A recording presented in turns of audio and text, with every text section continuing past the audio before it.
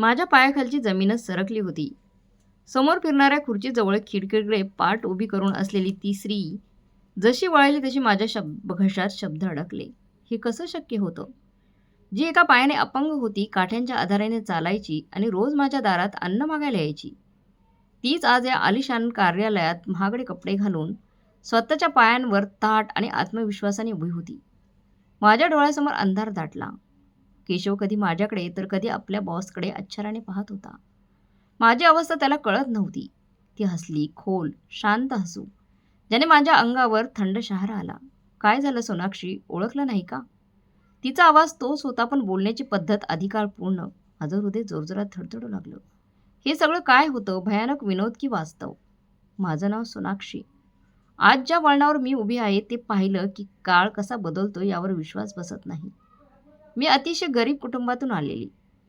आम्ही फक्त 2 बहिणी. भाऊ नव्हता. वडील जुन्या कारखान्यात कारकून होते आणि त्यांची सारी संपत्ती आम्ही दोघी आणि आमची प्रतिष्ठा एवढीच होती. घरात नेहमी साधेपणा होता. एक रात्र आठवते, वडील आईशी काळजीने बोलत होते. सोनाक्षीची आई, आयुष्याचा भरोसा नाही, माझी तब्येत साथ देत नाही. सोनाक्षीसाठी माझं कर्तव्य पूर्ण करायचं आहे. आवाजात थकवा होता. आईने हळूच विचारलं, आता एवढ्या लवकर कसला संबंध? वडील म्हणाले, एक मुलगा आहे, अनाथ आहे. मीच त्याला वाढवलं, शिकवलं. संपत्ती नाही, पण तो सुसंस्कृत आहे. माझ्या मुलीला कधी दुःख देणार नाही. केशव हा वडिलांचा मित्राचा मुलगा. त्यांचे आई वडील लहानपणीच गेले होते.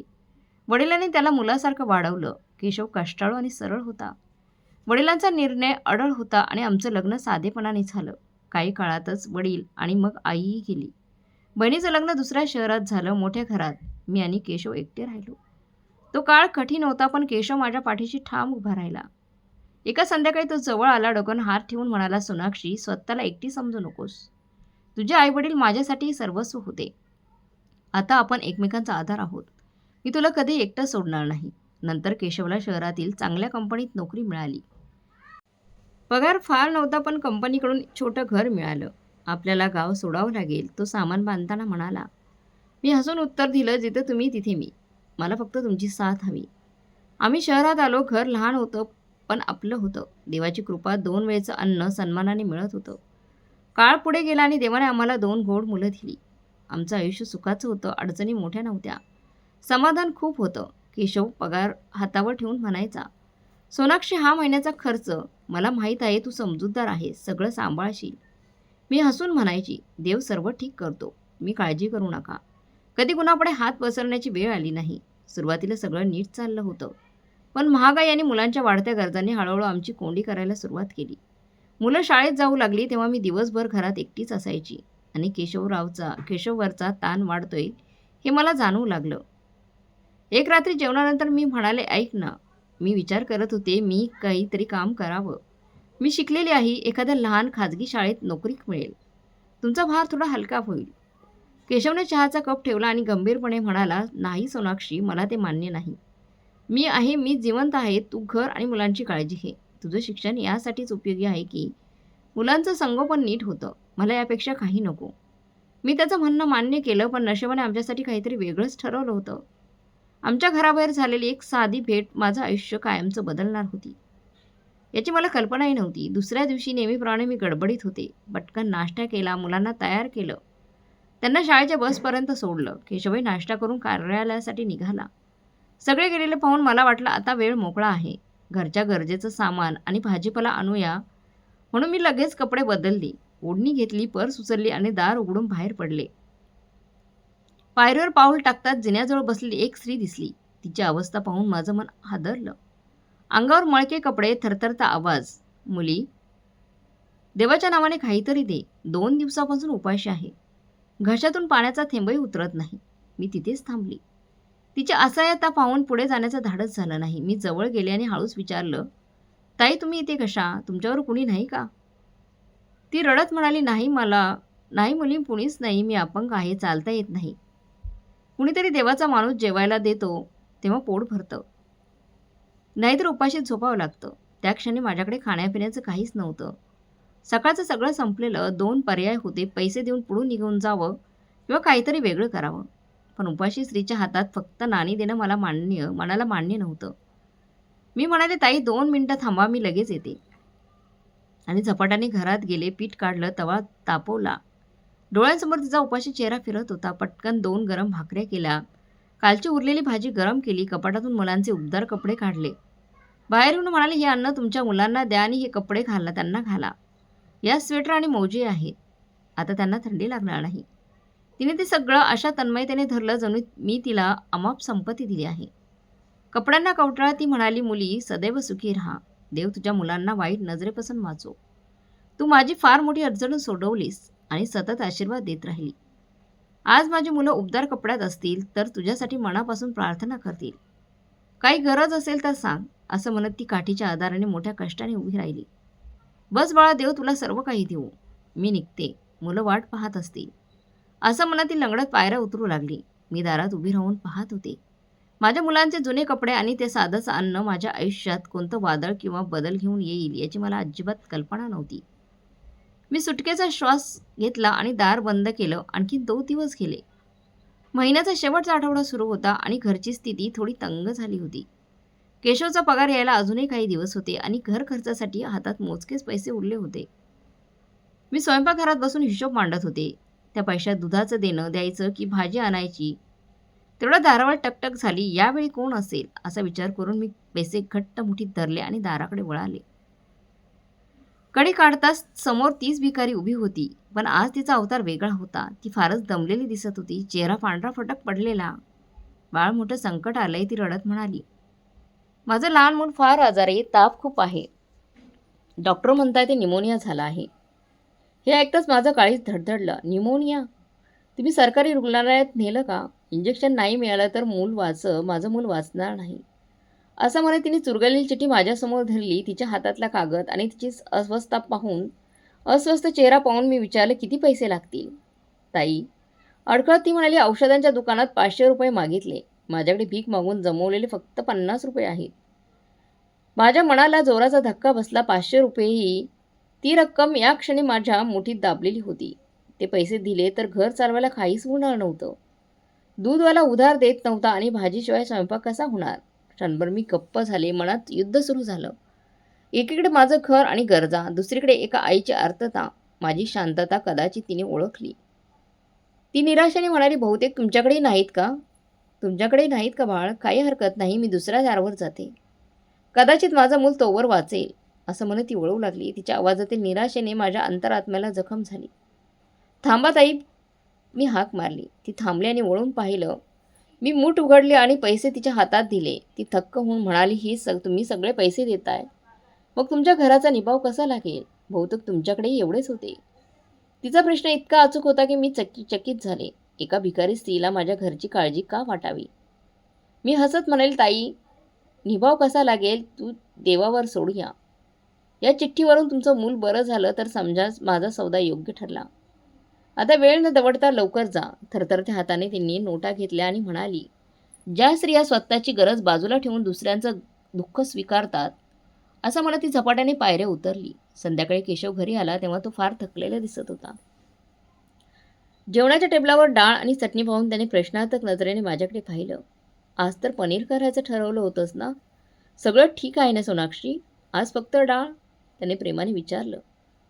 मी त्याच्यासमोर पाण्याचा ग्लास ठेवत म्हणाले, खरं तर पनीरसाठी ठेवलेले पैसे खर्च झाले पण कुठे? तो आश्चर्याने म्हणाला. मग मी सकाळचा सगळा प्रसंग सांगितला. तो शांतपणे ऐकत राहिला. घास हातातच थांबला. मी थांबताच त्याने दीर्घ श्वास घेतला आणि हसला आणि म्हणाला, तू योग्य केलंस सोनाक्षी. पैसे पुन्हा येतील, पण त्या गरिबाचं मूल जर दगावलं असतं तर आपण स्वतःला कधीच माफ केलं नसतं. मला तुझा अभिमान आहे. डाळीतही पोट भरतं. देव आपल्याला आणखी प्रगती देईल. त्याच्या शब्दाने दिवसभराचा भार उतरला आणि मला वाटलं की आपली ही छोटीशी त्यागकृती व्यर्थ जाणार नाही. मला माहीत नव्हते की हा प्रसंग फक्त माझाच नाही तर माझ्या पतीच्या संयमाची आणि त्यांच्या प्रामाणिकपणाचीही कसोटी घेत होता. आणि ही कसोटी आता अखेरच्या व सर्वात महत्त्वाच्या टप्प्यावर येऊन पोचणार होती. त्यानंतर जणू हेच माझं रोजचं ठरलेलं वेळापत्रक बनलं. ती भिकारीबाई दररोज येऊन आमच्या दारासमोर येऊन बसायची. कधी मी तिला भाकरी द्यायची, कधी चहाचा कप, तर कधी तिच्याजवळ बसून 2 शब्द बोलायची. ती एका पायाने अपंग होती. काठ्या कायम तिच्या शेजारी असायच्या. तिच्या डोळ्यात एक विचित्र वेदनेची रेघ होती, जी मला भावत नसे. अनेक दिवस गेले. एक दिवशी तिला जेवण देताना माझं मन आवरलं नाही. पायऱ्यांवर तिच्याजवळ बसत मी विचारलं, "ताई, एक सांग, या संपूर्ण परिसरात इतकी घरं आहेत, इतके संपन्न लोक राहतात इथे, तरी तू रोज फिरून माझ्याच दाराशी का गं येतेस? मी तर गरीब माणसाची पत्नी आहे. मी तुला काय मदत करणार?" तिने भाकरीचा घास तोडला आणि प्रेमळ नजरेने माझ्याकडे पाहत म्हणाली, "बाळा, पोटाची भूक कुणीही भागवू शकतं, पण मनाची पोकळी सगळे भरू शकत नाहीत. तुझ्या दाराशी मला जो सन्मान आणि आपुलकी मिळते, ती मोठमोठ्या वाड्यातही मिळत नाही बघ. तू मला तू मला भिकारी नव्हे तर माणूस समजतेस." मी विचारलं, "मग तू नेहमीच माझे पती कार्यालयात गेल्यावरच का येतेस? संध्याकाळी कधीच का येत नाहीस? माझे पती फार सद्गुणी आहेत. तेही तुझी मदत करून आनंदी होतील." या प्रश्नावर ती क्षणभर गोंधळली, नजर चुकवत इकडे-तिकडे पाहू लागली. मग पदर नीट करत म्हणाली, "नाही बाळ, मी पुरुषांसमोर हात पसरत नाही. मला फार लाज वाटते. तुझ्याकडून काही मागताना संकोच वाटत नाही. पण पुरुषांचा भरवसा काय? कधी ओरडतील, कधी हुसकवतील." काही दिवसांनी अचानक माझी तब्येत बिघडली. गेल्या काही दिवसापासून चक्कर येत होती आणि अशक्तपणाही जाणवत होता. घरकाम आणि मुलांच्या देखरेखीमध्ये मी स्वतःकडे दुर्लक्ष करत होते. संध्याकाळी केशव घरी आला तेव्हा मला अशी निस्तेज पाहून तो चिंतित झाला. "सोनाक्षी, तुझा रंग अगदी फिक्कट पडलाय. बरी आहेस ना?" त्याने कपाळाला हात लावला.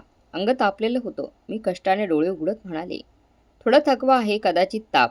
तो म्हणाला, "हा फक्त थकवा नाही, तुला उद्या डॉक्टरकडे दाखवावं लागेल." मी काळजीने विचारलं, "पण तुमचं उद्या कार्यालय आहे. रजा कशी मिळेल?" केशव नोकरीबाबत फार जागरूक होता, विशेषतः नव्या शिस्तप्रिय मालकिनीच्या भीतीमुळे. तो विचार करून म्हणाला, "हो, रोज रजेची अडचण आहे. आपली नवी मॅडम अश्विनी घोरपडे नियमांबाबत खूप काटेकोर आहे. पण तुझी तब्येत अधिक महत्त्वाची आहे. असं कर, उद्या दुपारी तयार होऊन माझ्या कार्यालयात ये. मी मॅडमशी बोलून थोडी रजा घेईल आणि तिथूनच आपण रुग्णालयात जाऊ." मी विचारले, "एकटी येताना अडचण तर नाही ना?" मी मान हलवून म्हणाले, "नाही, मी रिक्षाने येईल. काळजी करू नका." दुसऱ्या दिवशी सकाळी केशव निघून गेल्यानंतर नेहमीप्रमाणे दारावर टकटक झाली. मला माहीत होतं तीच भिकारी बाई असेल. मी दार उघडलं, पण माझी स्वतःची अवस्था बरी नव्हती म्हणून मी फार वेळ उभी राहू शकत नव्हते. तिला पटकन जेवण दिलं आणि म्हणाले, "ताई, उद्या येऊ नकोस." ती चकित होऊन म्हणाली, "का बाळा? सगळं ठीक आहे ना?" मी भिंतीचा आधार घेत म्हणाली, "नाही, तब्येत ठीक नाही माझी. उद्या मला रुग्णालयात जायचं आहे. मी घरी नसेन." रुग्णालयाचं नाव ऐकताच ती दचकली आणि म्हणाली, "मग तू कोणासोबत जाणार? तुझा पती तर कार्यालयात असतो." मी तिला सांगितलं, "हो, मी त्यांच्या कार्यालयातच जाईन. त्यांनी सांगितलं आहे की ते मालकिनीशी बोलतील." ती म्हणाली, "काळजी करू नकोस बाळ, देव सगळं ठीक करेल. ती मालकीनही माणूसच असेल. रजा नक्की देईल, तू आराम कर." असं म्हणत ती निघून गेली. त्या क्षणी तिच्या बोलण्यात दडलेला आत्मविश्वास मला कळलाच नाही. मी दार बंद केलं आणि केशवच्या कार्यालयाकडे निघाली. वाटेत वाहनांच्या गोंगाटात माझ्या विचारांची गर्दी झाली होती. एका बाजूला ढासळलेली तब्येत तर दुसऱ्या बाजूला केशवच्या नोकरीची भीती. नवी मालकीन अश्विनी घोरपडे कामाबाबत फारच कडक असल्याचं तो वारंवार सांगायचा. माझ्या साध्या कपड्यांकडे आणि चपलांकडे पाहून समोर उभ्या असलेल्या सुरक्षा कर्मचाऱ्याच्या गणवेशासमोर मला क्षणभर कमीपणाची जाणीव झाली. तरी धीर एकवटून मी स्वागत कक्षाकडे गेले. "मॅडम, कोणाला भेटायचं आहे?" असं विचारलं मी हळू आवाजात. सांगितलं, "केशवजींना. ते लेखा विभाग सांभाळतात. मी त्यांची पत्नी आहे." तिने दूरध्वनी केला आणि म्हणाली, "समोरच्या आसनावर बसा, ते येत आहेत." मी बसले, पण वातानुकूलित दालनातही कपाळावर घाम आला होता. काही क्षणात केशव घाईघाईने आला. चेहऱ्यावर चिंता स्पष्ट दिसत होती. सोनाक्षी, तू आलीस. तब्येत कशी आहे?" तो शेजारी बसून म्हणाला, "तशीच आहे, चक्कर येतेय. रजेबाबत बोलणं झालं का?" मी आशेने पाहिलं. तो हताशपणे मान हलवत म्हणाला, "आत्ता संधी मिळाली नाही. सकाळपासून मॅडम फार चिडलेल्या आहेत. जुन्या प्रकल्पाची कागदपत्र हरवली आहेत. सर्वांनी समज देत आहेत. आता केबिनमध्ये गेल्या आहेत. रजेची विनंती केली तर आणखी चिडतील की काय अशी भीती वाटते. मग आपण परत जाऊ." हे ऐकताच मी घाबरले. नाही." केशवने माझा हात थोपटत म्हटलं, "तू इतकी दुरून आलीस, तब्येतही बरी नाही. मी आज जाऊन बोलतो. जास्तीत जास्त ओरडतील, पण तुझी तब्येत जास्त महत्त्वाची आहे. उरलेलं देव पाहील." इतक्यात एक शिपाई आला आणि म्हणाला, "केशव साहेब, मॅडम तुम्हाला बोलवत आहेत." हे ऐकून केशवचा चेहऱ्याचा रंगच उडाला. तो म्हणाला, "माझं बोलवणं आलं?" शिपाईने पुढे सांगितलं, "तुमच्यासोबत आलेल्या स्त्रीलाही आत आणा." मी आश्चर्याने उभी राहिली. "माझं तिथे काय काम?" केशवही गोंधळला. "तुम्ही मॅडमना सांगितलं नाही की पत्नी आजारी आहे?" त्यांना विचारलं. शिपाई म्हणाला, "सांगितलं, म्हणूनच बोलवलं आहे. लवकर चला, त्या वाट पाहत आहेत." केशवने दीर्घ श्वास घेतला आणि कुजबजत म्हणाला, चल सोनाक्षी, बोलवलं आहे तर जावंच लागेल. आज शांत राहा, काही बोलू नकोस. त्या खूप अधिकारवाणी आहेत.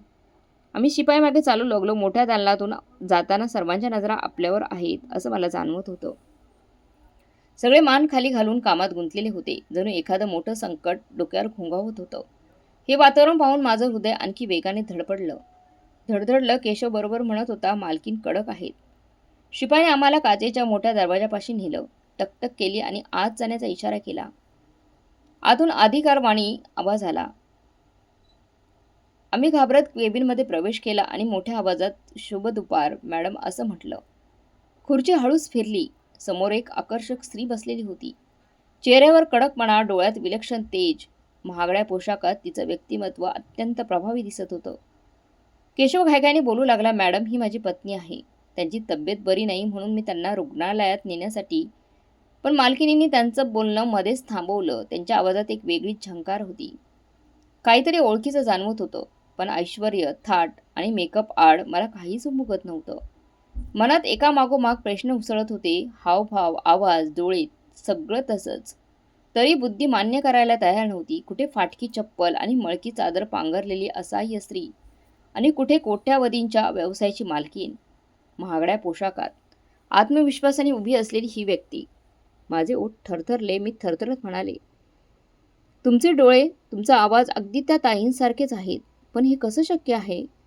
ती तर असहाय्य, गरीब. माझं बोलणं ऐकून केशव पूर्णपणे गोंधळला. त्याला वाटलं आजारपणामुळे माझा तोल ढासळला आहे किंवा मालकिनीचा अपमान करते आहे. त्याने लगेच माझा हात घट्ट पकडला आणि दाबलेल्या पण कठोर आवाजात म्हणाला, सोनाक्षी, शुद्धीवर ये. हे काय बोलणं आहे का? या आपल्या मालकीन अश्विनी घोरपडे आहेत. तापामुळे तुला नीट कळत नाहीये. तू शुद्धीवर आहेस का? पण अश्विनी घोरपड्यांच्या चेहऱ्यावर रागाऐवजी मंद स्मित उमटलं. त्यांनी हाताच्या इशाऱ्याने केशवला शांत राहायला सांगितलं आणि मग खुर्चीतून उठल्या. मी आणि केशव श्वास रोखून पाहत राहिलो.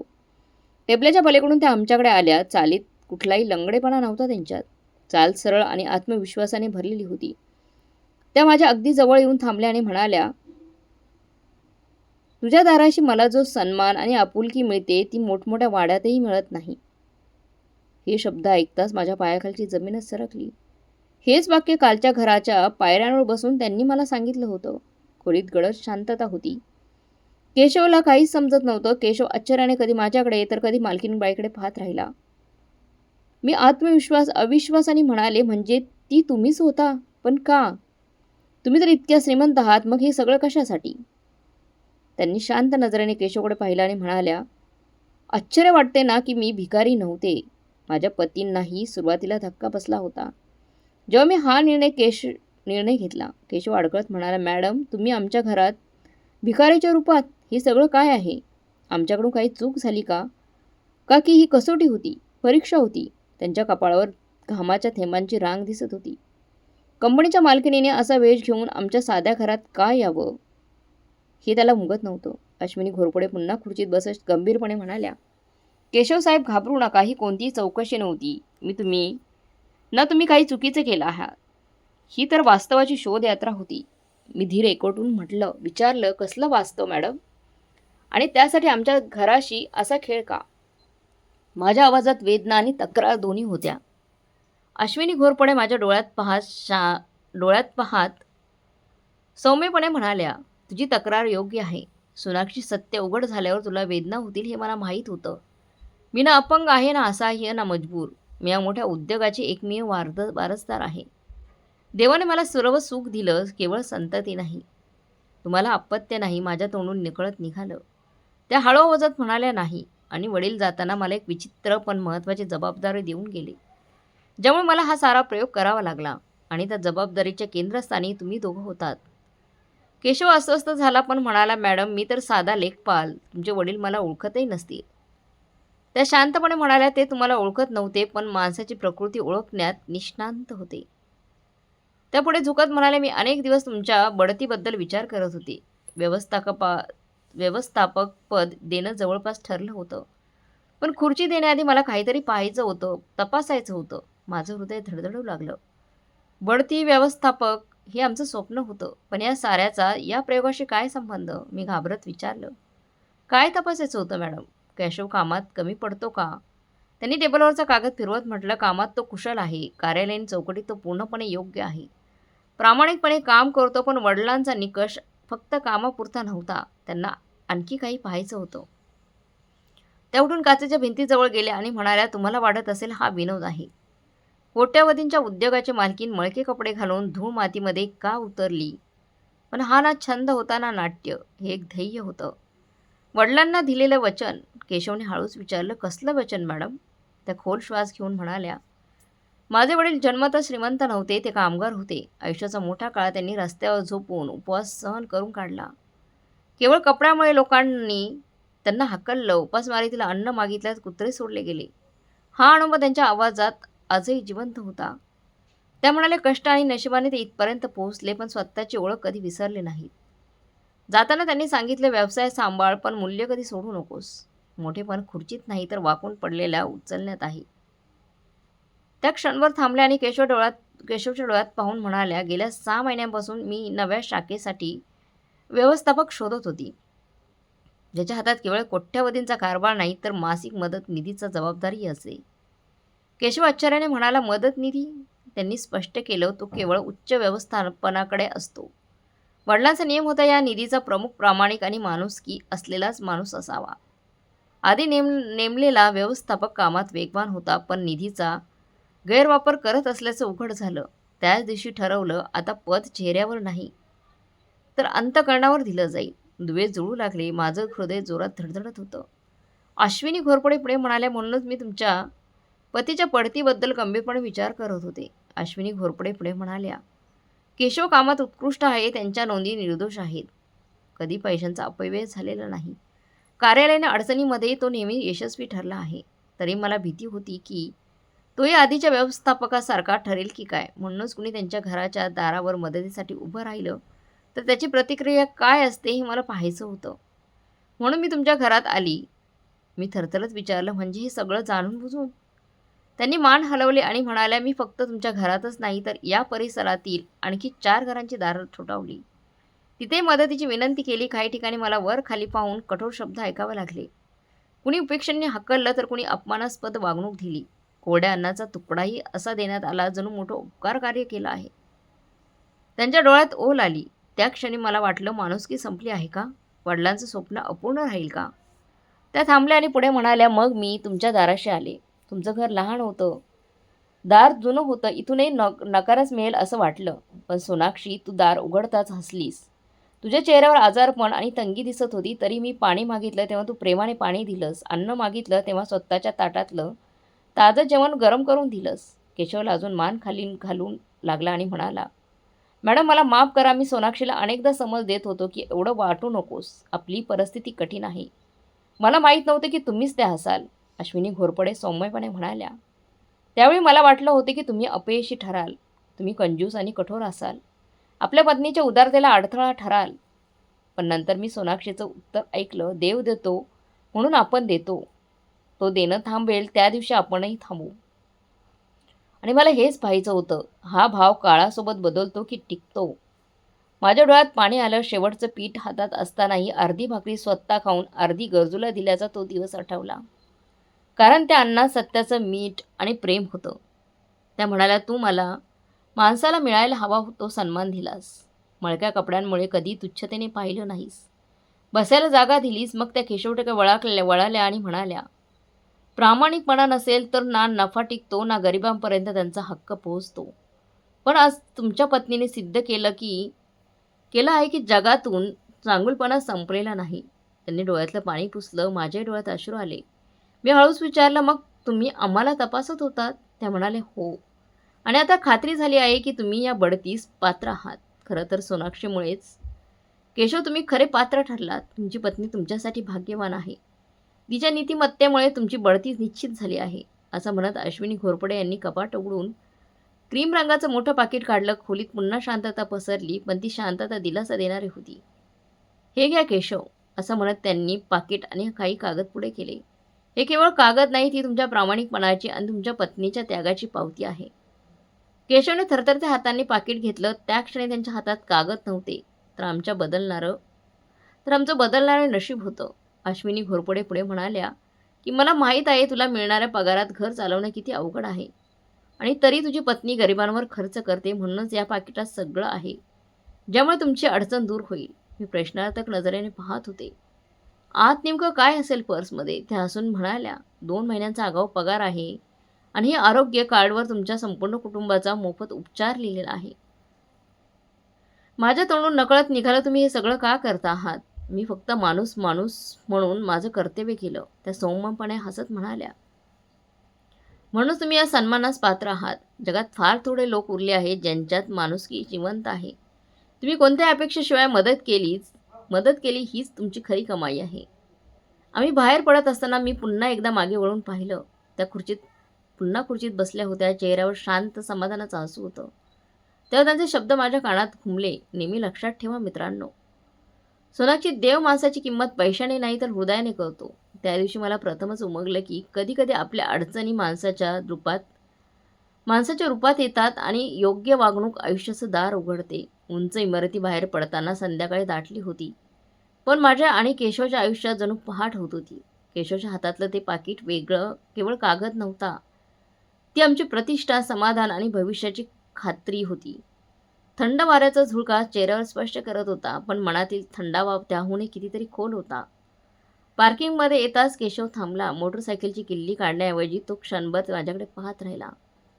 पिवळसर प्रकाशात त्याच्या डोळ्यात ओल दिसली. जो माणूस कायम चिंतेत आणि तणावात असायचा, त्याच्या चेहऱ्यावर आज विलक्षण शांतता होती. सोनाक्षी, त्याचा आवाज भरून आला, मला माफ कर. मी तुला नेहमी अडवत होतो.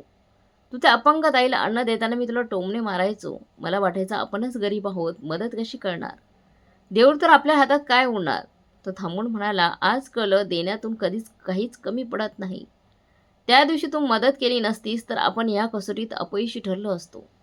ही नोकरी, हे पद, हे मान सन्मान सगळं तुझ्या त्या उधाळपट्टीमुळे मिळालंय. जे मी थांबू पाहत होतो ती आपली खरी परीक्षा होती, पण प्रत्यक्षात देवाकडून आलेली कसोटी होती. तंगीच्या वेळी आपण काय करतो हे पाहण्यासाठी. आम्ही मोटरसायकलवरून रुग्णालयाकडे गेलो. औषधे घेतली आणि घरी परतलो. रस्त्यात शहर तेच होतं, रस्ते तेच होते, पण दृष्टी बदललेली होती.